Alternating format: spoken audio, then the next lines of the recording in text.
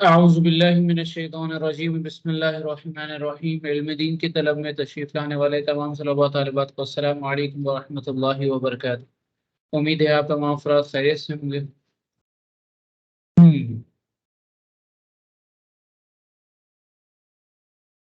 اللہ تبارک و تعالیٰ کے فضل و شکر سے ہمارا کلام سورہ یوسف کے اختتام پذیر کے قریبی ہے، اور ہم نے پچھلی کلاس میں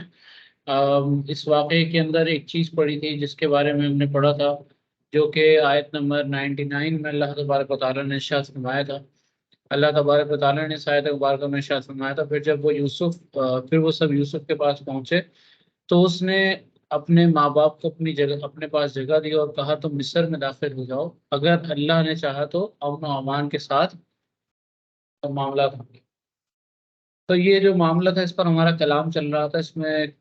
ایک تو چیز ہم نے ذکر کرتی تھی، اور دوسرا یہ کہ یہاں پر ایک چھوٹا سا ایک سوال پیدا ہوتا ہے، اور اس سوال کا جواب دینے کے بعد بھی اس کے ساتھ کچھ معاملات اور بھی ہیں، وہ مکمل کر کے پھر ہم اگلی آیت کی طرف منتقل ہوتے ہیں۔ تو سب سے پہلے یہاں سوال ایک پیدا ہوتا ہے کہ ہم نے تفسیر میں جب شروع میں پڑھا تھا تو ہم نے شاید ایک چیز پڑھی تھی کہ حضرت یوسف کے جو بھائی بن یامین تھے، ان کی ولادت کے وقت ان کی والدہ اس دنیا فانی سے کوچ کر گئی تھی، انتقال فرما گئی تھی۔ اب بنیامین کی ولادت کے بعد جب ان کی والدہ اس دنیا سے فانی سے کوچ کر گئی، تو یہاں پر اللہ تبارک و تعالیٰ نے جو ذکر کیا ہے کہ اپنے ماں باپ کو اپنے پاس جگہ دی اس آیت مبارکہ میں، تو یہاں ماں سے مراد کیا ہے؟ تو جو ان کی والدہ تھیں راحیلہ، تو بنیامین کی ولادت کے وقت فوت ہو گئی تھی۔ اب اس پر سوال پیدا ہوتا ہے کہ وہ کون تھے؟ تو مفسرین بیان فرماتے اس میں مختلف اقوال ملتے ہیں۔ ایک یہ ہے کہ وہ ماں سے مراد خالہ ہیں، ٹھیک ہے، جیسے اکثر قرآن میں جہاں پہ باپ کا ذکر آیا ہے وہاں مراد ہوتا ہے چچا، ٹھیک ہے، جیسے بعض اوقات آیا ہے جہاں وہاں پر چچا مراد ہوتا ہے، تو ماں سے مراد یہاں خالہ ہے، ٹھیک ہے۔ اور بعض روایتوں میں ہے کہ ان کی ماں کو اللہ تبارک و تعالیٰ نے زندہ فرمایا تھا، اور وہ آپ کے پاس تشریف لائیں، اور انہوں نے وہ سجدہ کیا جس سجدے کا آپ نے خواب دیکھا تھا کہ 11 ستارے اور سورج چاند مجھے سجدہ کر رہے ہیں۔ تو وہ خواب پورا ہونا تھا، اس خواب کی تعبیر کو پورا کرنے کے لیے اللہ تبارک و تعالیٰ نے ان کی والدہ کو زندہ فرمایا، اور پھر جو ہے وہ اس خواب کی تعبیر ہونے کے بعد اس دنیا فانی سے دوبارہ معاملات ان کے واپسی ہو گئے۔ اب یہ جو بات جن اقوال سے یہ بات پتہ لگتی ہے تو وہاں پر اعتراض ہوتا ہے، کیا یہ قرآن سے مخالف بات نہیں ہے کہ ماں باپ کو زندہ کرنا؟ تو اس پر جو ہے وہ تفسیر، اس پر جو ہے وہ آپ صلی اللہ علیہ وآلہ وسلم کی آ، ماں باپ کا زندہ کرنا اس یہاں پر لے کے آتے ہیں، اور ذکر فرماتے ہیں کہ آپ صلی اللہ علیہ وآلہ وسلم کی والدین کو اللہ تبارک و تعالیٰ نے ان کے اذن سے زندہ فرمایا، اور انہوں نے ان پر ایمان، وہ ان پر ان کے آپ صلی اللہ علیہ وآلہ وسلم پر ایمان لائے اور پھر اس دنیا سے چلے گئے، رخصت ہو گئے۔ اور اس کا ذکر سورہ بقرہ کی تفسیر میں جو ہے نا ہم نے پڑھا تھا، اگر آپ لوگوں کو یاد ہو، اس تو کافی ٹائم ہو گیا اس چیز کو پڑھے ہوئے، مگر سورہ بقرہ کے اندر جو ہے نا ہم نے تفسیر میں یہ چیز پڑھی تھی کہ اللہ تبارک و تعالیٰ نے حضور صلی اللہ علیہ وآلہ وسلم کے والدین کو زندہ فرمایا تھا، اور نبی صلی اللہ علیہ وسلم پر وہ ایمان لائے تھے، اس کے بعد وہ چلے گئے تھے۔ اور یہاں پر اللہ تبارک و تعالیٰ نے جو ہے وہ حضرت یوسف علیہ السلام کی والدہ کو زندہ فرمایا تھا، تو اس میں کوئی قباحت نہیں ہے کیونکہ یہ معاملات ہوتے رہے ہیں، اور اس طرح اللہ تبارک و تعالیٰ اپنی شان دکھاتا رہا ہے۔ یہ جو بات ہے اس کو ایک تھوڑا سا ریفریش کر لیتے ہیں، تو وہاں پر ایک روایت ملتی ہے جو جیسے کہ ایک روایت ہے جس میں بیان ہوا کہ حضرت عائشہ رضی اللہ تعالیٰ عنہ بیان کرتی ہیں کہ رسول اللہ صلی اللہ علیہ وآلہ وسلم نے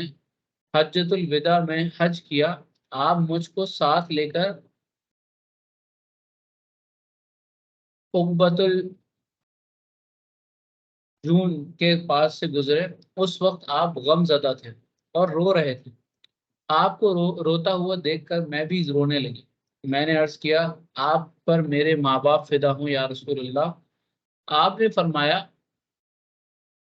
اے حمیرہ ٹھہر ٹھہر جاؤ، میں نے اونٹ کے پہلو سے ٹیک لگائی، آپ کافی دیر تک کھڑے رہے، پھر آپ میری طرف آئے اور آپ خوشی سے مسکرا رہے تھے۔ میں نے میں نے آپ سے عرض کیا یا رسول اللہ، آپ پر میرے ماں باپ فدا ہوں۔ آپ میرے پاس آئے، اس وقت آپ غمگین تھے اور رو رہے تھے، یا رسول اللہ میں بھی آپ کو دیکھ کر رونے لگی۔ پھر آپ میرے پاس آئے، اس وقت آپ خوشی سے مسکرا رہے تھے، یا رسول اللہ اس کا کیا سبب ہے؟ آپ نے فرمایا میں اپنی ماں حضرت آمنہ کی قبر کے پاس سے گزرا، میں نے اپنے رب سے سوال کیا کہ اس کو زندہ کر دے، تو اللہ تعالیٰ نے اس کو زندہ کر دیا، پھر وہ مجھ پر ایمان لے آئیں، یا فرمایا پھر وہ ایمان لے آئیں، پھر اللہ تعالیٰ نے ان کو اسی طرح لوٹا دیا۔ یہ بھی روایت ملتی ہے، اور بھی روایتیں ملتی ہیں جس میں آپ صلی اللہ علیہ وآلہ وسلم جو ہے وہ اپنے ماں باپ کے لیے جو ہے دعا کرتے ہیں، اللہ تبارک و تعالیٰ کو زندہ فرماتا ہے اور وہ آپ پر ایمان لے آتے ہیں۔ اب اس پر بہت سارے لوگوں نے اعتراض کیا کہ یہ حدیث ضعیف ہے، یہ حدیث میں یہ معاملات ہیں، ٹھیک ہے، اس کی سند میں مسئلہ ہے۔ تو اس کے اندر جو ہے وہ اور بھی دیگر روایتیں، صرف یہی روایتیں نہیں ہیں، اور بھی دیگر روایتیں جو اس کو بیک کرتی ہیں، اور یہ ہمیں ملتا ہے کہ آپ صلی اللہ علیہ وآلہ وسلم کے والدین پر، مطلب والدین بھی حضرت حضور صلی اللہ علیہ وسلم پر ایمان لے آئے تھے۔ اور یہ معاملات جو ہیں وہ ہمیں دیگر روایتوں سے ملتے ہیں، تو اس میں کوئی وہ نہیں ہے، کوئی اعتراض کی بات نہیں ہے۔ اور اس پر اعتراض کرتے ہوئے سورہ نساء کی آیت نمبر 18 لے کے آتے ہیں بہت سارے لوگ کہ بھائی اللہ تبارک و تعالیٰ نے سورہ نساء کی آیت نمبر 18 میں فرمایا کہ اور ان لوگوں کی توبہ قبول نہیں ہے جو مسلسل گناہ کرتے رہے، حتیٰ کہ جب اس میں سے کسی کو موت آئے اور وہ کہے کہ میں نے اب توبہ کی، اور نہ کہ توبہ قبول ہے جو کفر کی حالت میں مر جائے۔ یہ حدیث جو لے کے آتے ہیں، پیچھے حدیث سے لے کے آئی تھی جو ذکر کی میں نے، اس کے اوپر یہ اعتراض کیا جاتا ہے کہ یہ جو قرآن کی آیت ہے یہ تو اس کے خلاف ہے، اور جب قرآن کی آیت آ جائے تو پھر اس کو حدیث کی بات مانی نہیں جاتی۔ تو اب مسئلہ یہ ہے کہ اس چیز کو بیک کرتے ہوئے فرماتے ہیں مفسرین کہ جو شخص حالت کفر میں مر گیا اس کو حشر میں ایمان نفع نہیں دے گا، بلکہ عذاب کے مشاہد کے وقت بھی اس کو ایمان نفع نہیں دیتا، تو دوبارہ زندہ کرنے پر ایمان کیسے نفع دے گا؟ ٹھیک ہے، تو یہ اعتراض یہاں پر اس آیت کو لے کر آنے کے بعد یہ اعتراض کیا گیا۔ اس کا جواب دیا انہوں نے کہ بھائی اس کا اعتراض یہ ہے کہ آپ صلی اللہ علیہ وآلہ وسلم کے جو فضائل ہیں، اور اس میں جو ہے وہ اتنا تسلسل اور تواتر ہے کہ آپ کی وفات تک ثابت ہوتے رہتے ہیں، اور یعنی کہ جتنے بھی کرامات اور فضائل ہیں یہ تسلسل سے جو ہے وہ آپ کے وفات تک ثابت ہوتے ہیں۔ ٹھیک ہے، ایسا نہیں ہے کہ خاص وقت تک ہے۔ تو آپ کے والدین کو زندہ کرنا اور ان کا آپ پر ایمان لانا بھی آپ کے اکرام اور آپ کے فضائل کے قبیل سے ہے، یعنی کہ اس کا تعلق اسی سے ہی ہے۔ اور آپ کے والدین کریمین کا زندہ کرنا عقلاً شرعاً محال نہیں ہے، کیونکہ قرآن مجید میں ہے کہ بنو اسرائیل کا مقتول زندہ کیا گیا، جو کہ آپ کو یاد ہوگا کہ بنی اسرائیل کا جو واقعہ تھا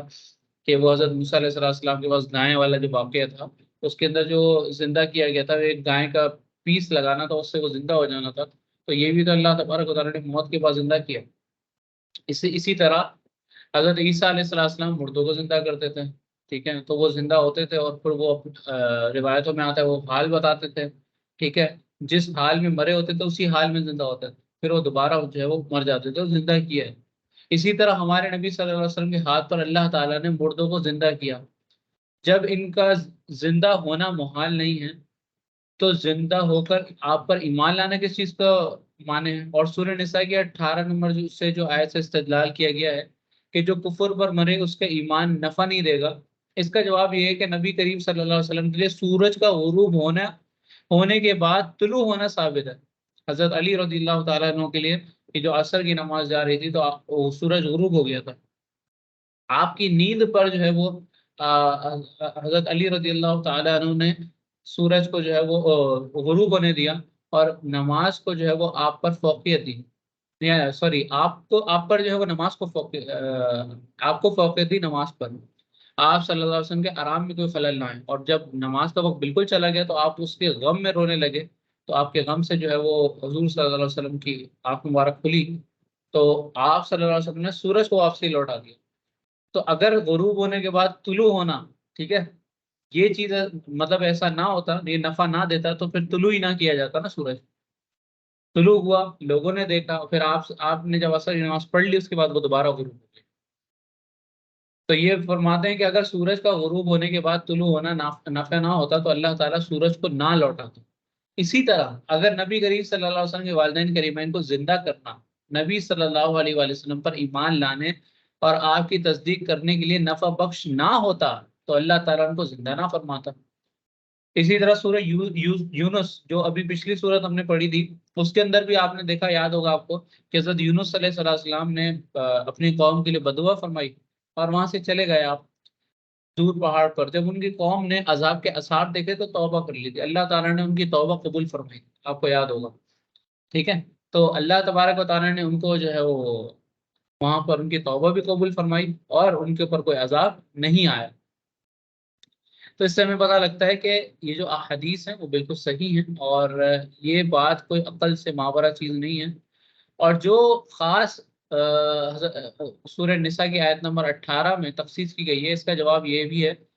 کہ والدین کریمین کا زندہ کیا جانا اور ان کا ایمان لانا پہلے کا واقعہ ہے، اور یہ آیت بعد میں نازل ہوئی ہے، یہ بھی ذکر ہوتا ہے، اور اس کا جو ہے وہ محل کچھ اور ہے، اور یہ احادیثوں کا محل کچھ اور بھی ہے۔ تو یہ کچھ معاملات تھے جو پچھلی کلاس میں کچھ رہ گئے تھے، تو وہ بھی مزید ڈسکس کرنے تھے۔ تو یہاں پر اس آیت پہ کلام مکمل ہوتا ہے، اور اگلی آیت میں اللہ تبارک و تعالیٰ ارشاد فرماتا ہے کہ اور اس سے، بسم اللہ الرحمن الرحیم، اور اس نے اپنے ماں باپ کو تخت پر بٹھایا اور سب اس کے لیے سجدے میں گر گئے، اور یوسف نے کہا اے میرے باپ، یہ میرے پہلے خواب کی تعبیر ہے، بے شک اسے میرے رب نے سچا کر دیا، اور بے شک اس نے مجھ پر احسان کیا کہ مجھے قید سے نکالا اور آپ سب کو گاؤں سے لے آیا، اس کے بعد کہ شیطان نے مجھ میں اور میرے بھائیوں میں ناچاکی کروا دی، بے شک میرا رب جس بات کو چاہتا ہے آسان کر دیتا ہے، بے شک وہی علم والا حکمت والا۔ اب اس آیت مبارکہ کے حوالے سے مفسرین بیان فرماتے ہیں کہ اس میں مختلف روایتیں میں ملتی ہیں کہ حضرت یوسف علیہ السلام کنویں سے نکلنے کے بعد جب آپ کی ملاقات حضرت یعقوب علیہ السلام سے ہوئی تو اس کے درمیان کتنا عرصہ تھا؟ تو کہتے ہیں کہ ہمیں مختلف روایتیں ملتی ہیں، اور جو اس میں روایتیں ہیں وہ 80 سال کی تھیں، ٹھیک ہے، کہ 80 سال کا اس میں ڈفرنس تھا، کہ 80 سال تک آپ کنویں سے نکلنے کے بعد حضرت یعقوب علیہ السلام سے آپ نے ملاقات نہیں کی تھی۔ بعض نے بتایا کہ 33 سال، یہ 80 سال آپ اس میں جو ہے وہ ملاقات نہیں کی تھی، 80 سال بعد آپ نکلے تھے، اور جب آپ کنویں میں گئے تھے اس وقت آپ کی ایج تقریباً 17 سال تھی، ٹھیک ہے۔ تو 17 سال آپ کی ایج تھی جب آپ کنویں میں گئے تھے، اس کے بعد کنویں سے نکلے تھے اور کنویں سے نکل کے مصر گئے، اور حضرت یعقوب علیہ السلام جب مصر آئے تو یہ دوران کا جو واقعہ تھا یہ 80 سال کا تھا، اور پھر مزید آپ 23 سال زندہ رہے اور اس کے بعد اس دنیا سے انتقال فرما گئے۔ تو اب آپ اس سے کیلکولیشن لگائیں ایج کا، تو اگر آپ لگائیں 17 اور 80، یہ بنتے ہیں 97، ٹھیک ہے، اور اس کے بعد آپ 23 سال اور زندہ رہے، وہ بنتے ہیں 120 سال، تقریباً 120 سال کی عمر آپ نے پائی تھی۔ اور اس آپ کے جو عزیز مصر کی بیوی تھی اس سے آپ کی شادی ہوئی تھی بعد میں، اور حضرت یوسف علیہ السلام کے 2 پیارے بیٹے تھے، ایک کا نام تھا افراسیم اور دوسرے کا نام تھا منشا، اور تیسری ایک آپ کی بیٹی تھی جن کا نام تھا رحمت، جو کہ بعد میں حضرت ایوب علیہ السلام کی بیوی بنی تھی۔ اور حضرت یوسف اور حضرت موسیٰ علیہ السلام کے درمیان قریب کوئی 400 سال کا فرق ہے، کہ جب حضرت یوسف علیہ السلام اس دنیا سے چلے گئے، اور اس دنیا سے جانے کے بعد تقریباً 400 سال بعد حضرت موسیٰ علیہ السلام تشریف لائے تھے۔ اور یہ قول یہ بھی ہے کہ حضرت یعقوب اور حضرت یوسف کے درمیان 33 سال کا جدائی تھی، پھر اللہ تعالیٰ نے ان کو ملا دیا، اور جب آپ جدا ہوئے تھے تو اس وقت آپ 18 سال کے تھے، یہ بھی روایتوں میں ملتا ہے۔ اسی طرح خواب کی تعبیر پورے ہونے میں مختلف قول ملتے ہیں، کہ جیسے یہ بھی ذکر کیا جاتا ہے کہ جب آپ اس دنیا غائب ہوئے تھے اس دوران جو ایک ڈفرنس تھا حضرت یعقوب سے واپسی ملنے کا، وہ 40 سال کا بھی ہے، 22 سال کا بھی ہے، 80 سال کا بھی ہے، 36، 35، 70، 18، ٹھیک ہے. یہ سارے قول ضمنی ہیں، اور اس میں جو ہے وہ کوئی دلیل جو ہے وہ قطعی نہیں ہے اس ان ایجز کی کہ اتنا کتنا گیپ تھا. تو اب یہاں پر یہ بات ہو گئی. یہاں پر اس کے بعد جو ایک اس میں جو ذکر کیا گیا کہ آپ کی جو خواب کی تعبیر ہوئی، حضرت یوسف نے کہا کہ اے میرے باپ، یہ میرے پہلے خواب کی تعبیر ہے، ٹھیک ہے، اور بے شک اس سے میرے رب نے سچا کر دیا. تو یہاں پر ایک اعتراض وارد ہوتا ہے کہ حضرت یعقوب علیہ السلام جو ہے وہ حضرت یوسف علیہ السلام سے زیادہ افضل ہیں. دوسرا یہ کہ حضرت یعقوب علیہ السلام یوسف علیہ السلام کے والد ہیں. اسی طرح جو ہے وہ زیادہ اللہ تبارک و تعالیٰ کی طرف جو ہے وہ متقی اور پرہیزگار ہیں اور عبادت کرنے والے ہیں. تو وہ سجدہ کریں گے حضرت یوسف علیہ السلام کو. تو اس کی کوئی اس پر اعتراض وارد ہوتا ہے کہ یہ جو میں نے اعتراض ذکر کی، یہ اعتراض ہوتا ہے، اور ان کا رتبہ بلند ہے اور وہ پھر سجدہ کریں حضرت یوسف کو، ٹھیک ہے. تو یہ اعتراض وارد ہوتا ہے.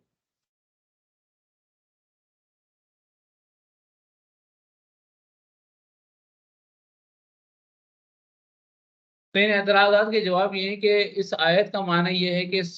اس سب نے حضرت یوسف کی وجہ سے اللہ کو سجدہ کیا، یعنی کہ ان سب نے یوسف کی وجہ سے اللہ کو سجدہ کیا.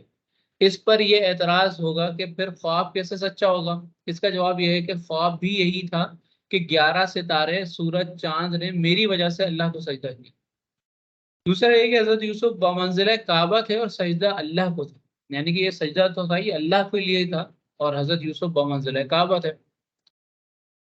ہر چند کے حضرت یعقوب ہر لحاظ سے حضرت یوسف سے افضل تھے، لیکن انہوں نے اس لیے یوسف کو سجدہ کیا تاکہ ان کے بھائیوں کو بھی حضرت یوسف کے سامنے سجدہ کرنے میں آر محسوس نہ ہو. جیسے کوئی ادارے کا سربراہ ہو اور وہ کسی شخص کی تعظیم کر رہا ہو، تو ادارے کے باقی لوگ بھی کیا کرتے ہیں، اس شخص کی تعظیم کرنے لگتے ہیں، اور اس کی تعظیم کرنے میں کوئی آر محسوس نہیں کرتے. یہ بھی وجہ ہو سکتی ہے. اور ہر چند کے قیاس اور عقل یہی تقاضا کرتی ہے کہ حضرت یعقوب حضرت یوسف کا سجدہ نہ کرتے، لیکن بعض احکام تعبدی، یعنی کہ یہ اللہ تبارک و تعالیٰ کی طرف سے ہوتے ہیں، تعبدی کہتے ہیں ان احکامات کو، ان میں عقل کا دخل نہیں ہوتا. جیسے تیمم وضو کے قائم مقام ہے، اگر پانی نہیں ملتا تو تیمم وضو کے قائم مقام ہوتا ہے، اور تیمم وضو کے قائم مقام ہوتا ہے. سوچیں آپ پانی سے جب دھوتے ہیں، وضو کرتے ہیں، تو آپ اس سے منہ صاف ہوتا ہے، مگر تیمم سے منہ صاف نہیں ہوتا بلکہ منہ آلودہ ہوتا ہے. ایک طریقے سے آپ مٹی سے کر رہے ہوتے ہیں، مگر یہ عقل سے ماورا ہے، اللہ تبارک و تعالیٰ نے حکم نازل کیا یہ ہے. اسی طرح یہ بھی ایک امر تعبدی ہے اور اس کا بھی عقل سے تعلق نہیں ہے. اور اس میں یہ دکھانا ہے کہ نبی میں نفسانیت بالکل نہیں ہوتی. اللہ باپ کو حکم دیتا ہے کہ بیٹے کو سجدہ کرے، اور باپ تمانیت قلب کے ساتھ بیٹے کے لیے سجدہ کرتا ہے، اور اس کے دل میں بیٹے کے خلاف کوئی میل نہیں آتا. سو ایسے عظیم بندگی پر سلام حضرت یعقوب کو. تو یہاں سے ہمیں ایک چیز پتہ لگتی ہے کہ حضرت یعقوب علیہ السلام نے جو سجدہ کیا، اس کی جو وجوہات تھیں، اس کے جوابات یہ ہیں، اور اس پر جو اعتراض ہوتے ہیں اس کے بھی جوابات یہی ہیں. اب یہاں پر ایک چیز اور بھی پیدا ہوتی ہے کہ کیا سجدہ کرنا کسی شخص کو، یہ کیا سجدہ تعظیمی میں آئے گا، اور یہ کیا ہماری شریعت میں بھی جائز ہے ناجائز ہے، کیا معاملات ہے. تو دیکھیں شریعت محمدیہ صلی اللہ علیہ وآلہ وسلم میں سجدہ تعظیمی حرام ہے، ٹھیک ہے. حضرت ابو ہریرہ رضی اللہ تعالیٰ عنہ بیان کرتے ہیں کہ نبی کریم صلی اللہ علیہ وآلہ وسلم نے فرمایا، اگر میں کسی کو حکم دیتا کہ دوسرے کے لیے سجدہ کرے، تو عورت کو حکم دیتا کہ وہ اپنے شوہروں کو سجدہ کرے، ٹھیک ہے. اب ہماری شریعت میں سجدہ تعظیمی حرام ہے، لیکن اس کے آگے حدیث کنٹینیو ہوتی ہے، لیکن جو ہے وہ ہماری شریعت میں سجدہ جو ہے وہ حرام ہے. اور یہ معاملہ اس طرح کا ہے، یعنی کہ سجدہ کرنا ہے تو صرف اللہ تبارک و تعالیٰ کو کرنا ہے، اللہ تبارک و تعالیٰ کے علاوہ کسی کو سجدہ نہیں کرنا.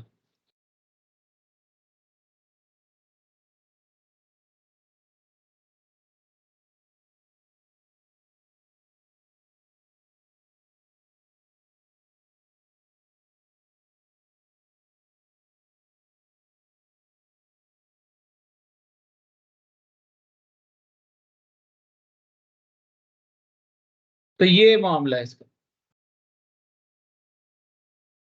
اب یہ جو معاملہ ہے یہاں پہ ایک حدیث کو ذکر کیا، ایک اور حدیث یہاں پہ ذکر کرتے ہیں کہ حضرت انس رضی اللہ تعالیٰ عنہ بیان کرتے ہیں کہ صحابہ کرام کو رسول اللہ صلی اللہ علیہ وسلم نے سے زیادہ کوئی شخص محبوب نہیں تھا. وہ جب رسول اللہ صلی اللہ علیہ وسلم کو دیکھتے تو کھڑے نہیں ہوتے کیونکہ ان کو معلوم تھا کہ آپ اس کو ناپسند کرتے ہیں. اسی طرح ایک اور چیز لے کے آتے ہیں کہ متکبرین اور جبابرہ کے مخالفت، اور آپ اپنے رب کے سامنے تواضع کو پسند کرنے کے لیے نبی صلی اللہ علیہ وسلم اپنی تعظیم کے لیے کھڑے ہونے کو ناپسند کرتے تھے اور سادگی کے ساتھ بے تکلف ماحول میں رہتے تھے. اور مجاز بیان کرتے ہیں کہ حضرت معاویہ باہر نکلے تو حضرت عبداللہ بن زبیر اور ابن صفوان ان کو دیکھ کر کھڑے ہوئے تھے. حضرت معاویہ نے کہا تم دونوں بیٹھ جاؤ، میں نے رسول اللہ صلی اللہ علیہ وسلم کو یہ ارشاد فرماتے ہوئے سنا ہے، جو شخص اس سے خوش ہوتا ہو کہ لوگ اس کے سامنے اس کی تعظیم کے لیے کھڑے رہیں، وہ اپنا ٹھکانہ دوزخ میں بنا لے. اس سنن ترمذی، سنن داؤد کی روایت ہے. تو تعظیم کے لیے سجدہ کرنا تو بہت دور کی بات ہے، تعظیم کے لیے کھڑے ہونا یا اس کو محبوب سمجھنا، یہ چیز جو ہے وہ ہماری شریعت میں اور حضور صلی اللہ علیہ وسلم نے اس کو منع فرمایا. اسی طرح اس پر جو ہے وہ مختلف مذاہب ہیں جو اس کا موقف رکھتے ہیں کہ بھائی کیا استاد کے لیے کھڑے ہونا مستحب ہے یا مکروہ ہے، یا کیا ہوگا اس کا معاملہ. کہ مسلمان کا رئیس فاضل کے لیے اور حاکم عادل کے لیے کھڑے ہونا اور شاگرد کا استاد کے لیے کھڑے ہونا مستحب ہے، مکروہ نہیں ہے. اور جس شخص کی صفات ان کے خلاف ہوں ان کی تعظیم کے لیے کھڑے ہونا مکروہ ہے، اور جو شخص تکبر کی وجہ سے اپنے لیے کھڑا ہونے کو حکم دے اس کی تعظیم کے لیے کھڑے ہونا مکروہ ہے. اور بعض علماء نے ذکر کیا ہے کہ عالم کے لیے کھڑے ہونا اور نیک لوگوں کی تعظیم کے لیے کھڑے ہونا منع نہیں ہے. اور جس حدیث میں آپ نے فرمایا جو شخص اس سے خوش ہے کہ لوگ اس کی تعظیم کے لیے کھڑے ہوں، وہ اپنا ٹھکانہ دوزخ میں بنا لے، اس کا محال یہ ہے کہ وہ بیٹھا رہے اور لوگ اس کی تعظیم کے لیے کھڑے ہوں، تو یہ وہ اس کا محال ہے. تو یہاں سے ہمیں بات پتہ لگتی ہے کہ جو آپ صلی اللہ علیہ وسلم نے ذکر فرمایا اس کے اندر ہم اگر استاد کے لیے، جیسے اکثر ٹیچرز وغیرہ کے لیے ہم کھڑے ہوتے ہیں، کلاس میں ٹیچر آتا ہے تو ہم کلاس میں کھڑے ہوتے ہیں کہ گڈ مارننگ، اسکول میں تو گڈ مارننگ ٹیچر کہتے ہیں. اسی طرح اگر مدارس وغیرہ میں تو السلام علیکم ورحمۃ اللہ کہا جاتا ہے. تو اب یہ تعظیم کرنا، تو یہ تعظیم کرنا اس میں یہ تعظیم کرنا مستحب ہے. ٹھیک ہے، استاد کی تعظیم کرنا، اس میں وہ والی تعظیم نہیں آئے گی کہ جو آپ صلی اللہ علیہ وسلم نے ذکر فرمائی. اس کے توجہ بیان فرما دی کہ اس میں جو محل ہے وہ یہ ہے کہ خود شخص بیٹھا ہو اور اس کے لیے لوگ کھڑے رہیں. ٹھیک ہے، اس کے لیے لوگ کھڑے ہوں اور اس کی تعظیم کریں، یہ منع ہے. اس کے لیے آپ نے فرمایا کہ وہ ٹھکانہ اپنا دوزخ میں بنا لے. اگر کوئی شخص چاہے کہ اس کی تعظیم کی جائے، اس میں خوش ہوتا ہو، تو اس کے لیے بھی کھڑے ہونے مکروہ ہے. ٹھیک ہے، اور وہ اس میں احتیاط برتنی چاہیے. تو اب یہ ہے کہ اس میں تھوڑا سا دیکھنا پڑتا ہے کہ کس شخص کے لیے کیا معاملات ہیں، اور ہر کوئی جس کا محل بنے نہ بنے یہ ذرا چیزیں دیکھ لینی چاہیے. اور یہ ہمیں روایتوں میں ملتا ہے کہ کسی کے آنے کے لیے جو ہے وہ کوئی آنے والا ہو اس کے استقبال کے لیے کھڑے ہونے کے متعلق بھی ہمیں احادیثوں میں روایت ملتی ہے. جیسا کہ حضرت عائشہ ام المؤمنین رضی اللہ تعالی عنہ بیان فرماتی ہیں کہ میں نے حضرت فاطمہ بنت رسول صلی اللہ علیہ وآلہ وسلم سے زیادہ کسی شخص کو عادات، خصائل اور شمائل میں رسول اللہ صلی اللہ علیہ وسلم سے مشابہ نہیں دیکھا. جب وہ نبی صلی اللہ علیہ وآلہ وسلم کے پاس آتی تو آپ ان کے لیے کھڑے ہو جاتے، ان کو بوسہ دیتے اور ان کو اپنی مجلس میں بٹھاتے. اسی طرح حضرت ام المؤمنین عائشہ رضی اللہ تعالیٰ عنہ بیان کرتی ہیں کہ حضرت زید بن حارث رضی اللہ تعالیٰ عنہ مدینے میں آئے اور رسول اللہ صلی اللہ علیہ وسلم اس وقت میرے حجرے میں تھے. انہوں نے آ کر زور سے دروازہ کھٹکھٹایا. رسول اللہ صلی اللہ علیہ وسلم برہنہ پشت تہبند جو ہے وہ آپ کے گھسیٹتے ہوئے اس کے استقبال کے لیے کھڑے ہو، اور میں نے اس سے پہلے اور اس کے بعد کبھی آپ کو برہنہ پشت نہیں دیکھا، یعنی کہ جو قمیض شریف تھی وہ آپ نے نہیں پہنی تھی، تہبت پہنا ہوا تھا۔ حضرت ام المؤمنین کا مطلب یہ ہے کہ انہوں نے کسی اور کے لیے آپ کو برہنہ پشت استقبال کرتے ہوئے نہیں دیکھا تھا۔ پھر آپ نے حضرت زید بن حارثہ کو گلے لگایا اور اس کو بوسہ دی۔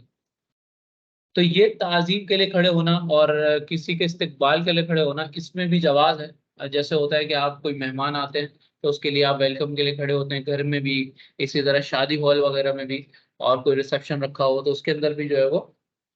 اکثر یہ دیکھتے ہیں کہ لوگ ان کے ویلکم کے لیے، لوگوں کے ویلکم کے لیے کھڑے ہوتے ہیں۔ تو یہ وہ والی تعظیم نہیں ہے جس کے بارے میں آپ نے فرمایا کہ تعظیم کے لیے کھڑے ہوں تو وہ جو ہے وہ جہنم میں جائے گا، دوزخی ہے، تو وہ اس سے مراد نہیں ہے، بلکہ اس سے مراد یہ وہ تعظیم ہے کہ جو کسی کے ویلکم کے لیے کی جاتی ہے، اور اس میں انسان خوش ہوتا ہے، اور اس میں جو ہے وہ معاملات ہوتے ہیں، تو اس میں شریعت اجازت دیتی ہے۔ تو اس حدیث سے ہمیں یہ پتہ لگتا ہے۔ تو یہاں پر جیسا کہ اللہ تعالیٰ نے ذکر فرمایا کہ حضرت یوسف علیہ السلام نے ذکر فرمایا کہ میرے پہلے خواب کی تعبیر ہے، بے شک اسے میرے رب نے سچا کر دیا، اور بے شک اس نے مجھ پر احسان کیا کہ مجھے قید سے نکالا اور آپ سب کو گاؤں سے لے آیا۔ اس کے بعد کہ شیطان نے مجھ میں اور میرے بھائیوں میں ناچاکی کروا دی تھی، بے شک میرا رب جس بات کو چاہتا ہے آسان کر دیتا ہے، بے شک وہی علم والا، حکمت والا۔ اگلی آیت میں ارشاد فرماتے ہیں کہ اے میرے رب، بے شک تو نے مجھے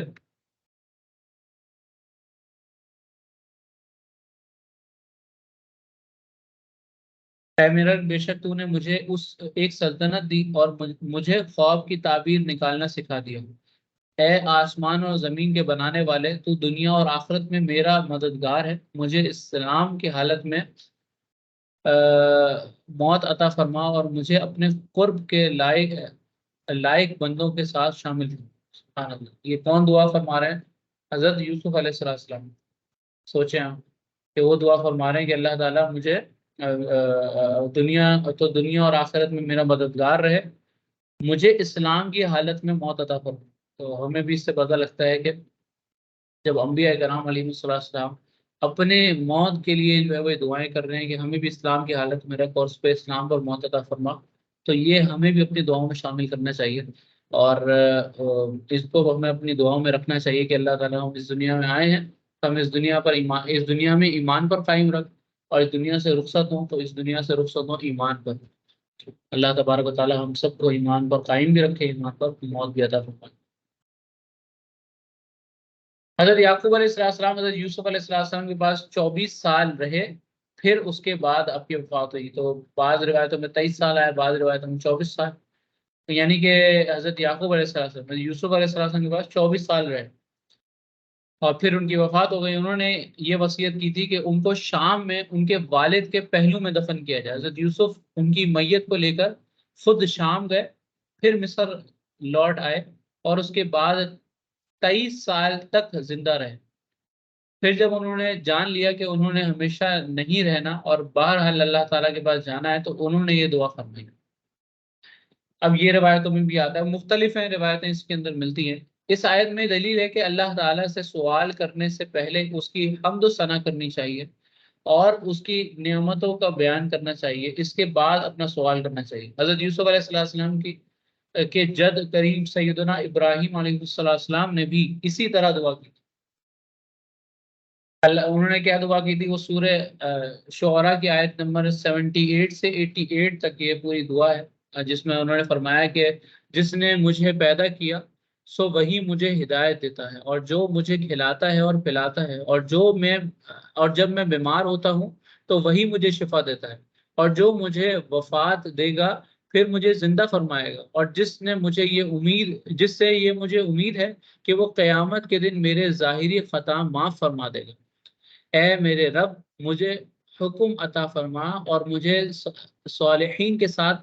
واصل کر دو، اور میرے بعد آنے والی نسلوں میں میرا ذکر جمیل جاری رکھ، اور مجھے نعمت والے جنت کے وارثوں میں شامل کر دو، اور میرے باپ کی مغفرت فرما، بے شک وہ گمراہوں میں سے تھے، اور مجھے حشر کے دن شرمندہ نہ کرنا، جس دن نہ مال نفع دے گا نہ بیٹے۔ تو یہ ہمیں دلیل ملتی ہے کہ جب بھی اللہ تبارک و تعالیٰ سے کچھ مانگیں تو اس سے پہلے اس کی حمد و ثنا بیان فرمائیں، جیسا کہ اس آیت میں بھی ذکر ہوا، اور جو میں نے ابھی سورہ شعراء کی آیت نمبر 78 سے 88 تک آیتیں پڑھی اس میں بھی ذکر ہوا۔ انہوں نے دیکھیں کیا فرمایا، اے میرے رب، بے شک تو نے مجھے ایک سلطنت دی اور مجھے خوابوں کی تعبیر نکالنا سکھائی۔ اے آسمان اور زمین کو بنانے والے، تو دنیا اور آخرت میں میرا مددگار رہے، مجھے اسلام کی حالت میں رکھ اور موت عطا فرما، اور مجھے اپنی قرب کے لائق بندوں کے ساتھ شامل فرما۔ تو یہ ایک بہترین طریقہ ہے، جب بھی دعا کریں اس سے پہلے اللہ تبارک و تعالیٰ کی حمد و ثنا بیان کریں، اور ہمارے نبی صلی اللہ علیہ وسلم نے بھی اسی طرح دعائیں کی ہیں۔ پہلے اللہ تعالیٰ کی حمد و ثنا کی، پھر آپ نے اللہ تعالیٰ سے سوال کیا۔ میں یہاں صرف ایک مثال لے کے آ رہے ہیں کہ حضرت عبادہ بن صامت رضی اللہ تعالیٰ عنہ بیان کرتے ہیں کہ نبی کریم صلی اللہ علیہ وآلہ وسلم نے فرمایا، جو شخص رات کو اٹھے تو یہ کہے اللہ کے سوا کوئی عبادت کا مستحق نہیں، وہ وحدہ لا شریک ہے، اسی کا ملک ہے، اسی کی حمد ہے، اور وہی ہر چیز پر قادر ہے۔ الحمدللہ، سبحان اللہ، ولا الہ الا اللہ واللہ اکبر، اور گناہوں سے باز آنا اور عبادت کی طاقت اللہ کی مدد کے بغیر ممکن نہیں۔ اس کے بعد یہ کہے، اے اللہ مجھے بخش دے، یا جو بھی دعا کرے تو اس کی دعا قبول ہوگی۔ پھر اگر اس نے وضو کیا تو اس کی نماز قبول ہوگی۔ یہ صحیح بخاری کی روایت ہے۔ سبحان اللہ۔ تو ہمیں بھی یہ کوشش کرنی چاہیے کہ ہم اللہ تبارک و تعالیٰ سے جب دعا کریں تو اس سے پہلے جو ہے وہ اس طرح سے ہم تو ثنا کریں اللہ تبارک و تعالیٰ کی، تو اس کے بعد دعا کریں تو اللہ تبارک و تعالیٰ ہماری دعائیں قبول کرے گا انشاءاللہ۔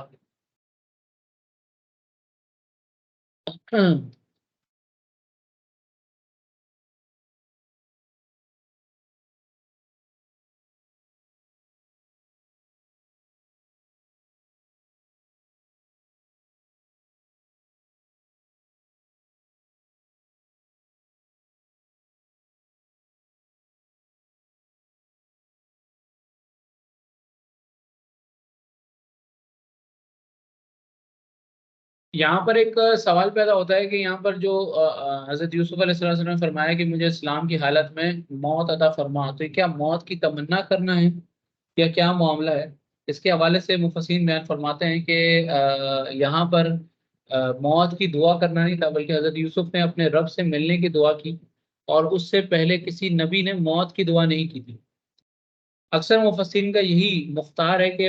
پھر انہوں نے لکھا ہے کہ ہر صاحب عقل زندہ کے مقابلے میں موت کو ترجیح دے گا، کیونکہ دنیا کی نعمتیں زائل ہونے والی ہیں اور آخرت کی نعمتیں باقی رہنے والی ہیں۔ دنیا کی بڑی لذتیں کھانے جمع کرنے اور حکومت اور اقتدار میں ہیں۔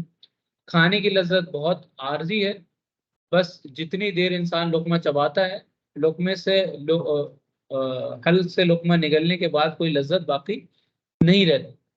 اسی طرح ساری جو ہیں وہ لذتیں عارضی ہیں، چاہے وہ جسمانی ہوں، چاہے وہ چیزوں کے اعتبار سے ہوں، اور ہر لذت جو دائمی رہنے والی ہے وہ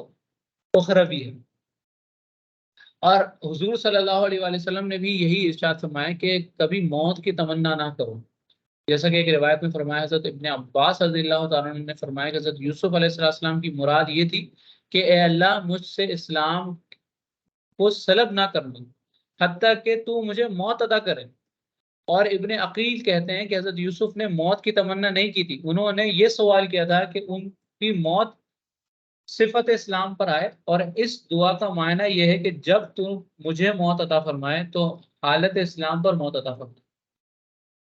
اسی طرح آپ صلی اللہ علیہ وسلم نے ایک اور روایت میں فرمایا کہ تم میں سے کوئی شخص کسی مصیبت کی وجہ سے ہرگز موت کی تمنا نہ کرے، اور اگر اس نے ضرور دعا کرنی ہو تو یوں دعا کرے، اے اللہ جب تک میرے لیے زندگی بہتر ہو تو مجھے زندہ رکھ، اور جب میرے لیے موت بہتر ہو تو مجھے موت عطا فرما۔ یہ بھی صحیح بخاری کی روایت ہے۔ اسی طرح ایک اور روایت میں فرمایا، حضرت ابو ہریرہ رضی اللہ تعالیٰ عنہ بیان کرتے ہیں کہ آپ صلی اللہ علیہ وآلہ وسلم نے فرمایا، تم میں سے کوئی شخص موت کی تمنا نہ کرے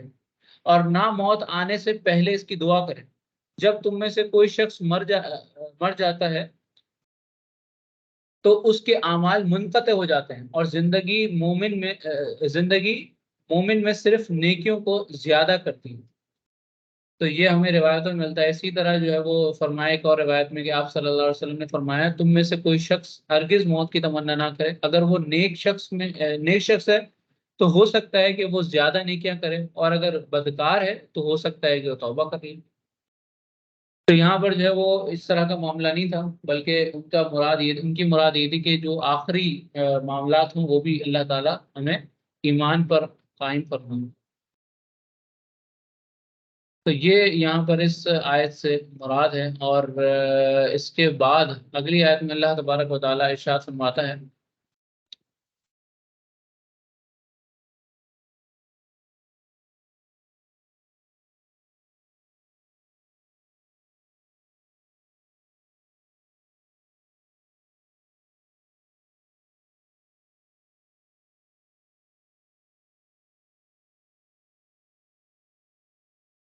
یہ کچھ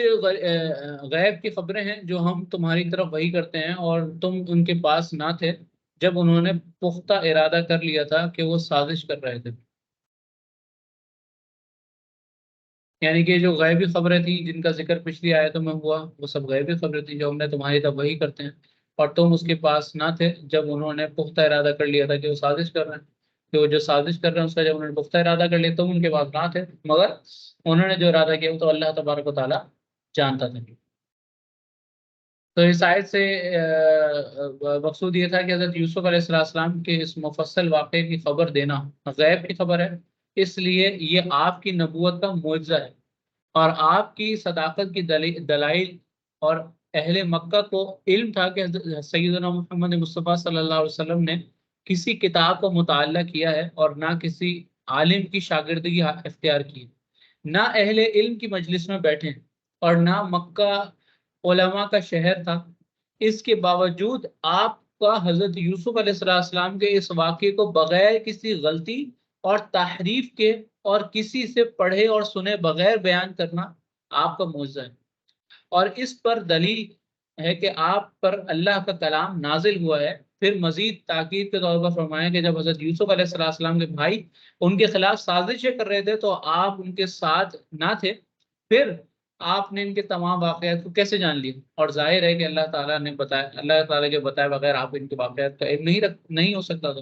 تو ثابت ہو گیا کہ آپ پر اللہ کی وحی نازل ہوتی ہے۔ تو اس آیت سے اللہ تبارک و تعالیٰ نے آپ صلی اللہ علیہ وسلم کے دلیل قائم کی، اور اگلی آیت میں اللہ تعالیٰ فرماتا ہے کہ اور اکثر لوگ ایمان نہیں لائیں گے اگرچہ آپ کو کتنی ہی خواہش ہو، اور آپ اس تبلیغ پر ان سے کوئی اجرت نہیں مانگتے، یہ تو سارے جہاں کے لیے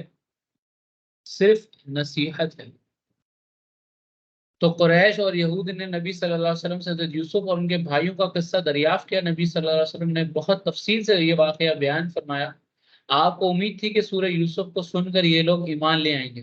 لیکن آپ کی یہ امید پوری نہ ہوئی، اور آپ بہت رنجیدہ اور غمگین ہو گئے۔ تو اللہ تعالیٰ نے آپ کے رنج زائل کرنے اور آپ کو تسلی دینے کے لیے آیت مبارکہ نازل کی۔ دوسری آیت کا معنی یہ ہے کہ قرآن مجید میں توحید، رسالت اور معاد کے دلائل ہیں،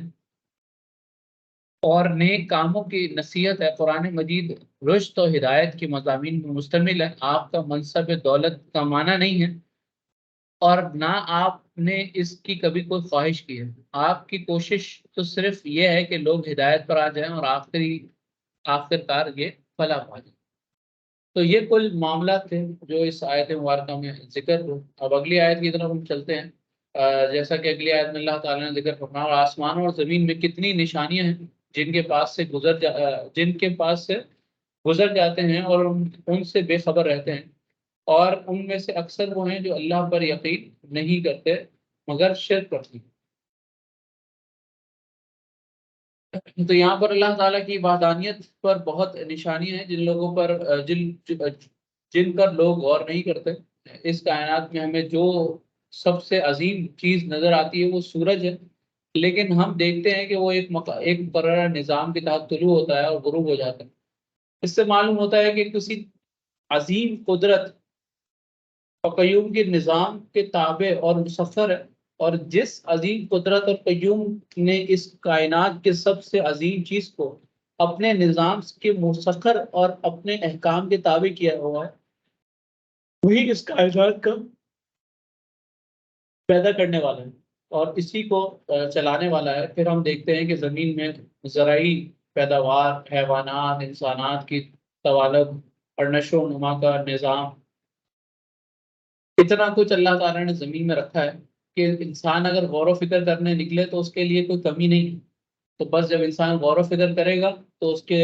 معاملات آسان ہوں گے، وہ اللہ تعالیٰ کے قریب ہوگا، اللہ تعالیٰ کی دلائل کو سمجھے گا، اور پھر اللہ تعالیٰ کے اس مقصد کو جانے گا جو اللہ تبارک و تعالیٰ نے اس کے لیے قائم فرمایا ہے اور جس وجہ سے اس کو اس دنیا میں بھیجا۔ یہی چیز اللہ نے فرمایا کہ آسمان و زمین میں کتنی نشانیاں ہیں جن کے پاس سے گزر جاتے ہیں اور ان سے بے خبر رہتے ہیں۔ اب ہمارے اطراف میں دیکھیں کتنی ساری چیزیں، ہم اس پر ہی غور کرنے لگ جائیں تو اللہ تبارک و تعالیٰ کی قدرت کو جان لیں، اللہ تبارک و تعالیٰ کی قدرت کو سمجھنے کا موقع ملے۔ تو مزید آگے کیا فرمایا، ان میں سے اکثر وہ ہیں جو اللہ پر یقین نہیں رکھتے مگر شرک کرتے ہیں۔ تو جو شرک کرتے ہیں ان کے بارے میں فرمایا کہ یہ آیت ان لوگوں کے متعلق نازل ہوئی ہے جو یہ مانتے تھے کہ اللہ تعالیٰ ان کے اور تمام کائنات کا خالق ہے، اس کے باوجود وہ بتوں کی پرستش کرتے ہیں۔ اکرمہ نے کہا کہ انہی لوگوں کے متعلق یہ آیت مبارکہ نازل ہوئی ہے، جیسا کہ سورہ زخرف میں آیت نمبر 86 میں 87 میں ارشاد فرمایا، اگر آپ ان سے یہ سوال کریں کہ ان کو کس نے پیدا کیا ہے تو وہ ضرور کہیں گے کہ اللہ نے، پھر وہ کہیں گے پھر وہ کہاں بھٹک رہے ہیں۔ اسی طرح سورہ عنکبوت کی آیت نمبر 61 میں ارشاد فرمایا، اگر آپ ان سے سوال کریں کہ آسمان اور زمینوں کو کس نے پیدا کیا ہے اور سورج اور چاند کس نے مسخر کیے ہیں تو وہ ضرور کہیں گے اللہ نے، پھر وہ کہاں بھٹک رہے ہیں۔ تو یہ جو معاملات ہیں اور یہ ساری چیزیں وہ جانتے ہیں، جاننے کے باوجود بھٹک رہے ہیں اور ادھر ادھر جا رہے ہیں، اللہ تبارک و تعالیٰ کی طرف متوجہ نہیں ہو رہے۔ اسی طرح اگلی آیت میں اللہ تعالیٰ ارشاد فرماتا ہے، کیا وہ اس بات سے بے خوف ہیں کہ ان پر اللہ کے عذاب سے کیا وہ اس بات سے بے خوف ہیں کہ ان پر اللہ کے عذاب سے چھا جانے والی مصیبت آ جائے یا ان پر اچانک قیامت آ جائے اور انہیں خبر بھی نہ ہو؟ یعنی جو لوگ اللہ تعالیٰ کی توحید پہ اقرار نہیں کرتے اور غیر اللہ کی عبادت پر ڈٹے رہتے ہیں، کیا ان کو اس بات کا خوف نہیں ہے کہ ان کے اوپر اللہ تعالیٰ کے ایسے عذاب آ جائے جو ان کو مکمل طور پر اپنی گرفت میں لے لے اور اسی حال میں وہ قیامت آ جائے اور وہ دائمی طور پر دوزخ میں چلے جائیں؟ اور مزید فرمایا کہ تم فرماؤ یہ میرا راستہ ہے، میں اللہ کے ساتھ بلاتا ہوں، میں اور تم فرماؤ یہ میرا راستہ ہے، میں اللہ کی طرف بلاتا ہوں، میں اور میری پیروی کرنے والے کامل بصیرت پر ہیں اور اللہ ہر عیب سے پاک ہے اور میں شرک کرنے والا نہیں ہوں۔ یعنی اے محمد صلی اللہ علیہ وسلم، آپ ان مشرکوں سے کہیں کہ میں جس دین کی دعوت دے رہا ہوں یہی میرا طریقہ اور میری سنت ہے، اسی طریقے پر چل کر انسان جنت اور اخروی نعمتوں کو حاصل کر سکتے ہیں۔ اس سے معلوم ہوا کہ انسان کو پوری بصیرت اور یقین کے ساتھ اسلام کی دعوت دینی چاہیے، اور علماء کرام جو دین کی تبلیغ کرتے ہیں وہ اللہ کے بندوں کی طرف نبی صلی اللہ علیہ وسلم کے امین اور سفیر ہیں۔ اس کے بعد فرمایا،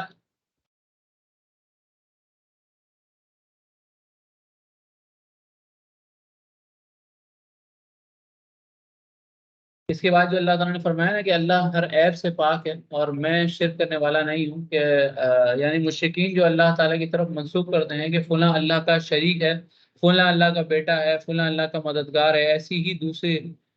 خرافات، تو اللہ تعالیٰ نے ان تمام چیزوں کو رد فرمایا ہے اور اللہ تبارک و تعالیٰ پاک ہے اور برتر اور بلند ہے،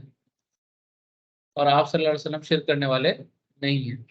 اگلی آیت میں اللہ تعالیٰ ارشاد فرماتا ہے، اور ہم نے تم سے پہلے جتنے رسول بھیجے وہ سب شہروں کے رہنے والے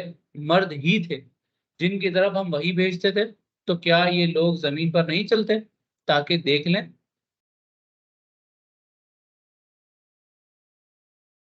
زمین پر نہیں چلتے تاکہ دیکھ لیں کہ ان سے پہلوں کا کیا انجام ہوا تھا، اور بے شک آخرت کا گھر پرہیزگاروں کے لیے بہتر، تو کیا تم سمجھتے نہیں ہو؟ تو جو منکرین نبوت یہ کہتے تھے کہ اللہ تعالیٰ اگر کوئی رسول بھیجنا ہی تھا تو کوئی فرشتہ بھیج دیتا. سیدنا محمد مصطفیٰ صلی اللہ علیہ وسلم کے متعلق یہ کہتے ہیں یہ تو ہماری طرح بشر ہیں، یہ کیسے نبی ہو سکتے ہیں. اللہ تعالیٰ نے ان کا رد فرمایا. پھر آپ سے پہلے بھی صرف مردوں کو رسول بنایا، کسی جن یا فرشتے یا کسی عورت کا رسول نہیں بنایا. اس کا بھی اللہ تعالیٰ نے ایک طریقے سے ذکر فرما دیا، اور یہاں پر ان کے سارے اعتراض کا رد فرمایا. اور پھر فرمایا کہ زمین پر چل کے دیکھو، جاؤ دیکھو، غور کرو، جو پچھلی قوم تھی ان کے ساتھ کیا کیا معاملات ہوئے. اور یہ ساری چیزیں جب تم دیکھو گے تو تم یقین کر جاؤ گے اللہ تبارک و تعالیٰ کے معاملات پر. فرمایا اللہ تعالیٰ نے بے شک آخرت اگر پرہیزگاروں کے لیے بہتر ہے تو کیا تم سمجھتے نہیں ہو. پھر اللہ تعالیٰ فرماتا ہے یہاں تک کہ جب رسول کو ظاہری اسباب کی امید نہ رہی اور لوگ سمجھے کہ ان سے جھوٹ کہا گیا ہے، تو اس وقت ان کے پاس ہماری مدد آ گئی، تو جس سے ہم نے چاہا اس سے بچا لیا گیا، اور ہمارا عذاب مجرموں سے پھیرا نہیں جاتا. اب اس آیت مبارکہ میں اس آیت میں جو ہے وہ ذکر فرمایا جب رسول صلی اللہ علیہ وسلم نے قوم کے ایمان لانے سے مایوس ہو گیا اور قوم نے یہ گمان کر لیا کہ رسولوں نے ان سے جو مدد اور کامیابی کا وعدہ کیا تھا وہ انہوں نے ان سے جھوٹ بولا تھا معاذ اللہ، تو اچانک ہماری مدد آپ پہنچی. یہ تفسیر مسلم نے حضرت ابن عباس سے روایت کی، اور ابن جریج نے اس روایت کو اختیار کیا ہے، اور ہم نے بھی اس کے مطابق ترجمہ کیا ہے. اعلیٰ حضرت فاضل بریلوی رحمۃ اللہ علیہ اور ہمارے شیخ علامہ سید احمد سعید کاظمی کا ترجمہ بھی اسی روایت پر مبنی ہے. رسولوں نے مایوس ہو کر یہ گمان کر لیا کہ ان سے جو وعدہ کیا تھا وہ جھوٹا تھا، تو ہماری مدد آ پہنچی. تو یہی جو ہے وہ انہوں نے ترجمہ وغیرہ کیا ہے.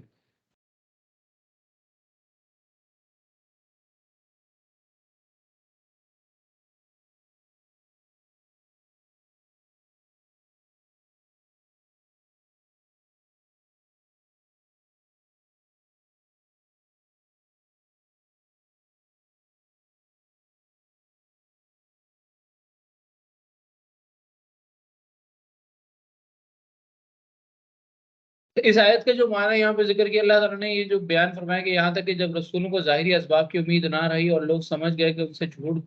کہا گیا ہے، تو اس وقت ان کے پاس ہماری مدد آ پہنچی جس سے ہم نے چاہا اسے بچا لیا.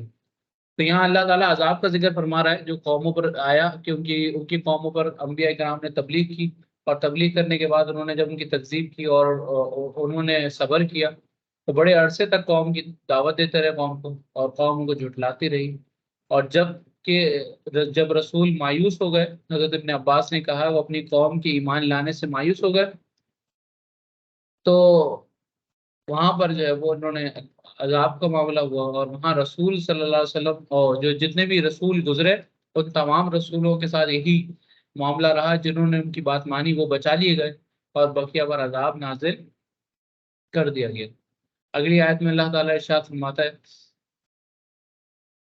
کہ بے شک ان رسولوں کی خبروں میں عقل مندوں کے لیے عبرت ہے. یہ قرآن کوئی ایسی بات نہیں جو خود بنا لی جائے، لیکن یہ قرآن ان کتابوں کی تصدیق کرنے والا ہے جو اس سے پہلے تھی، اور یہ ہر چیز کا مفصل بیان اور مسلمانوں کے لیے ہدایت اور رحمت ہے. آمین وآخر دعوانا ان الحمد للہ رب العالمین. تو اللہ کے فضل و کرم سے ہم اس پوری صورت کو مکمل کر پائے ہیں، اور اللہ کے فضل و کرم سے ہمارا ایک اور مائل اسٹون کور ہوا ہے کہ جو ہم نے 13 سپارے بالتفصیل پڑھے اور اس کے اندر سورہ یوسف تک پورا مکمل کر سکیں. اللہ تبارک و تعالی ہمارے بیان کو قبول و منظور فرمائے، ہماری کاوشوں کو قبول و منظور فرمائے، ہماری محنتوں کو قبول و منظور فرمائے، ہمارے سننے سمجھنے میں جو غلطیاں ہوئی اس کو معاف فرمائے، اور ہمیں اسی طرح چیز کو سمجھتے رہنے کی اور آگے بھی اسی طرح جو ہے وہ پڑھنے کی توفیق رفیق عطا فرمائے. آمین وآخر دعوانا ان الحمد للہ رب العالمین. کوئی سوال ہے تو بالکل آپ لوگ کر سکتے ہیں، نہیں تو پھر ہم کلاس اینڈ کریں گے. اللہ اکبر،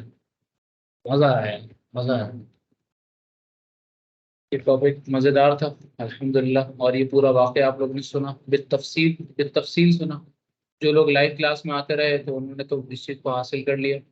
جن لوگوں نے لائیو کلاسز اٹینڈ نہیں کی ہیں ان سے ریکویسٹ ہے کہ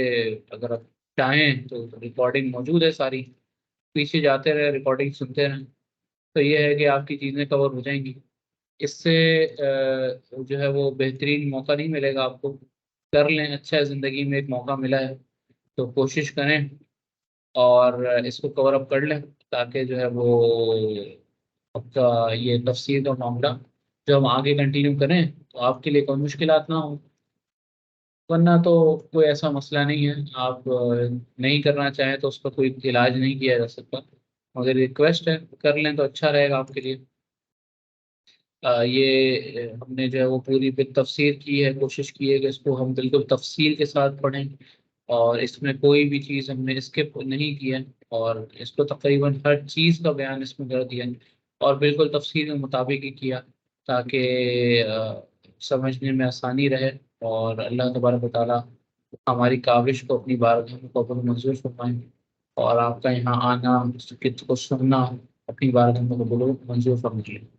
آمین۔ میری طرف سے اینڈ ہے کلاس، بقیہ آپ لوگوں کو سوال ہے تو وہ کر لیں، نہیں تو پھر ہم کلاس کو اینڈ کریں گے۔ نہیں ہے کوئی سوال؟ اچھا، دوسری چیز مجھے یہ بھی ذرا کنفرم کر دیں کہ آپ لوگ کا کیا معاملہ رہے گا آگے، آپ کو کلاس تو کنٹینیو کریں گے نا؟ آپ لوگ میں سے کافی لوگ جو ہیں وہ انٹرسٹ نہیں لے رہے، کوئی وجوہات ہے تو مجھے ذکر کر دیں تاکہ پھر اس چیز کو اور اچھا کیا جا سکے۔ اگر کوئی وجہ نہیں ہے تو آئیں کلاس میں، کلاس تو لیں، کم از کم کلاس تو اٹینڈ کریں آپ لوگ۔ تھوڑا رجحان میں نے دیکھا تو بدلتا جا رہا ہے لوگوں کا کہ جو ہے وہ کلاسز مس کر رہے ہیں یا کلاس لائیو لے ہی نہیں رہے، اور معذرت کے ساتھ آپ لوگوں کو اگر یہ معلوم نہیں ہے تو میں دوبارہ بتایا تھا، ویسے میں پہلے بھی بتایا ہوا ہے کہ ریکارڈنگ کون لوگ سنتے ہیں مجھے پتا ہوتا ہے، ٹھیک ہے؟ تو کوئی ریکارڈنگ بھی نہیں سنتا یہ بھی مجھے پتا، ٹھیک ہے؟ کوئی ایک آدھ دکان کوئی دیکھ لے، جا کر دیکھ لے، مگر وہ ایک آدھ ہی ہوتے ہیں جو کوئی دیکھ لیتے ہیں، تو اگر نہیں لیتے کلاس تو ریکارڈنگ کا سلسلہ رکھا ہی اس لیے، ورنہ رکھنے کی ضرورت ہی کیا؟ ریکارڈنگ لائیو کلاس کروں، ختم کہانی، کوئی ریکارڈنگ ہوئی نہیں، پیچھے مجھے کیا مسئلہ ہے؟ ایک ریکارڈنگ کا بٹن ہی تو آف کرنا ہے، تو میں نہیں چاہتا کہ ایسا کوئی سلسلہ ہو۔ میں چاہتا ہوں کہ آپ لوگ اگر انٹرسٹ لے رہے ہیں اور آپ لوگوں نے پڑھنے کا ارادہ کیا تھا لاسٹ ایئر، تو میں چاہتا ہوں اس کو میں کنٹینیو کروں اور اچھے طریقے سے پڑھانے کی کوشش کروں، اور اس میں اپنی بہتری لانے کی کوشش کروں، تاکہ آپ کا بھی فائدہ ہو، میرا بھی فائدہ ہے اس کے اندر، میرا کوئی نقصان تھوڑی، میرا تو فائدہ ہی فائدہ ہے۔ اور رہی بات کہ مطلب یہ ہے کہ ہم اس کو، آپ لوگ اس کو آئیں، سنیں، تھوڑا سا کوششیں کریں اپنی طرف سے، تاکہ آپ کو بھی جو ہے وہ فائدہ حاصل ہو سکے، جو اصل مقصد ہے وہ آپ لوگوں کے ساتھ خاص ہے، میں تو حاصل کرتا ہی رہوں گا اس کا مقصد، ٹھیک ہے جی؟ افرا کیا سوال ہے آپ کا؟ السلام علیکم سر، میں نے آپ سے پرسنل میں بھی یہ ریکویسٹ کی تھی سورہ یوسف کی تفسیر کے حوالے سے، کہ بے انتہا بہت بہت انٹرسٹنگ اور بہت ہی لائک الحمد للہ ماشاء اللہ سے آپ نے بہت اچھا، آپ بیان تو بہت اچھا ہی کرتے، لیکن یہ والی تو صورت جو آپ لائک بیان اس پہ کرتے، اس میں اتنی ایکسٹرا ڈیٹیلس وغیرہ، اتنا ڈیٹیل ڈیپتھ میں جا کے آپ نے جو ایکسپلینیشن کیے، تو میں نے آپ سے یہ ریکویسٹ کی تھی کہ اگر آپ کے لیے پاسبل ہو سکے آپ اس کو یوٹیوب پر، جیسے آپ پہلے کے بھی کچھ لیکچرز ہوتے تھے تو وہ اس کو آپ یوٹیوب پر ڈال دیا کرتے تھے، تو کیا آپ کے لیے اگر یہ پاسبل ہوتا، پورے سورہ یوسف جو ہے اگر یوٹیوب پر ڈال دیں کہ ہم لائک وہاں سے اس کو لائک سن سکیں، کیونکہ یہ اتنا انٹرسٹنگ، آپ نے اتنی ڈیپتھ میں جا کے اتنی ڈیٹیلس میں آپ نے اس کو ایکسپلین کیا ہے کہ اس کو بار بار سننے کا دل کرتا ہے، اس کو سنا جائے اور اس کو سننا بھی چاہیے، تو اگر آپ کے لیے پاسبل ہو تو آپ اس کو کیا یوٹیوب پر ڈال سکتے ہیں پوری؟ میں نے آپ کو اس کا جواب بھی دیا تھا کہ دو تین وجوہات ہے اس کی بنا پہ میں نہیں ڈال سکتا، مگر میں یہ کر سکتا ہوں کہ میں ڈال کر اس کو ان لسٹڈ کر دیتا ہوں اور اس کے لنکس آپ کو دے دیتا ہوں کہ آپ دیکھ لیں، ٹھیک ہے؟ ایسے ہی میں اس کرتے کو ہیں آپ، ایسے اگر نہیں ڈال ایسا ہو سکتا کہ سکتا میں ہے چینل پہ اس کو پبلک کر دوں، ٹھیک ہے؟ کیونکہ ظاہر سی بات ہے پبلک کرنے کے اندر کچھ مسئلے یہ آتے ہیں کہ ظاہر سی بات ہے کہ کوئی سنتا ہے تو ہم کلاس کے ماحول سے بات کر رہے ہوتے ہیں نا، میں اس کو بیان یہ اس سے بات نہیں کر رہا تھا، میں نے جتنا بھی پڑھایا وہ ایک کلاس کے ماحول کے اعتبار سے پڑھایا، تو اس کو میں پبلک نہیں کروں گا، میں ایک ریکویسٹ ایکسیپٹ کر لیتا ہوں کہ سارے ڈاؤن لوڈ کر کے اس کو میں یوٹیوب پہ ڈال دیتا ہوں، اور ان کو ان کے نام رکھ کے ان کی پوری لسٹنگ، پوری لسٹ بنا کر آپ کو میں واٹس ایپ گروپ پہ آپ کو شیئر کر دیتا ہوں۔ تو یہ ہوگا کہ اس کا ایک ایک بیان، یعنی کہ ہر کلاس ایک ہمارا پورا بیان ہے، تو اس میں آیت دیکھ لوں گا کہاں سے کہاں تک میں نے بیان کیا، تو میں سورہ یوسف اور اس کے ساتھ آیت ڈال دوں گا، اور یہ اس کا کیپشن بھی ہوگا۔ تو آپ کھولیں گے تو اس کا آپ کو تھمبنیل بھی ملے گا، اور تھمبنیل میں بھی یہی لکھا ہوا ہوگا کہ اس میں سورہ یوسف یہ والی آیت ہے یہاں سے یہاں تک، تو آپ جہاں سے اس کو سننا چاہیں اس کو سن سکتے ہیں، تو وہ یہ فیسلٹی میں دے سکتا ہوں۔ سر پلیز ایسا ہی کر دیں۔ چلیں میں اس کو کر دوں گا انشاءاللہ، مجھے تھوڑا ٹائم دیں، میں کوشش کرتا ہوں کہ پچھلی مل جائیں گی پچھلی ویڈیوز، تو مگر یہ ہے کہ میں کر دوں گا اس کو انشاءاللہ۔ ٹھیک ہے انشاءاللہ۔ اچھا کل 9 محرم ہے، تو آپ لوگ بھی مصروف ہوں گے، اور سب مصروف ہوتے ہیں 9 محرم وغیرہ 10 محرم کو، تو ہماری اگلی 2 کلاسز نہیں ہوں گی، اس میں آپ لوگ ریلیکس کریں۔ انشاءاللہ ہماری ملاقات اگلے ہفتے بھی نہیں ہوگی، یہ بھی میں ذکر کرتا ہوں۔ اس کی 2 وجوہات ہیں۔ ایک وجہ یہ ہے کہ میرا ایک ٹیسٹ ہے، دعا کیجیے گا اللہ تعالیٰ مجھے کامیابی دے، ایم فل میں ایڈمیشن لے رہا ہوں، پچھلے سال لیا تھا تو اس میں رہ گیا تھا، تو ٹیسٹ ہے تھوڑا سا، یہ ہے کہ تیاری وغیرہ اتنی کوئی خاص نہیں تھی، تو تھوڑی تیاری کرنے کے لیے وقت چاہیے، تو یہ ہے کہ میں کلاسز وغیرہ بھی اپنی ڈیلے کروں گا، تو میں نیکسٹ ویک بھی کلاس نہیں لوں گا، یعنی کہ نیکسٹ ویک ہوگا اگلے مہینے میں آئے گا نا، تو وہ میں کلاسز نہیں لوں گا پہلے ہفتے میں۔ تو میرا بس 6 کو ٹیسٹ ہے، تو میں 6 کو فری ہو جاؤں گا، اس کے بعد اس کے نیکسٹ ویک سے کلاس اسٹارٹ ہو جائیں گی آپ کی، یعنی کہ اب آپ کی نیکسٹ کلاس ہوگی 9 اگست کو، او سوری 10 اگست کو، 10 اگست کو آپ کی کلاس ہوگی۔ یہ میسج جو ہے وہ میں انشاءاللہ کلاس لینے سے، یعنی کہ 10 اگست کو، یعنی کہ 9 اگست کو میں ایک ریمائنڈر میسج بھی آپ لوگوں کو ڈال دوں گا، تو تھوڑے دن آپ لوگ ہفتہ 1.5 ہفتہ ریلیکس کریں، اور پھر انشاءاللہ ہم آپ سے ملاقات کرتے ہیں۔ جب تک کے لیے یہاں کلاسز ابھی روک رہا ہوں میں، انشاءاللہ میں 10 اگست سے واپسی کلاس سٹارٹ کروں گا اپنے ٹیسٹ کے بعد۔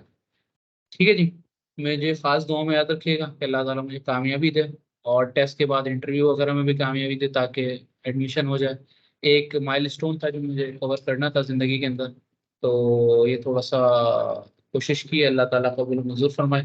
دعاؤں کی خاص درخواست ہے آپ لوگوں سے۔ السلام علیکم ورحمۃ اللہ وبرکاتہ۔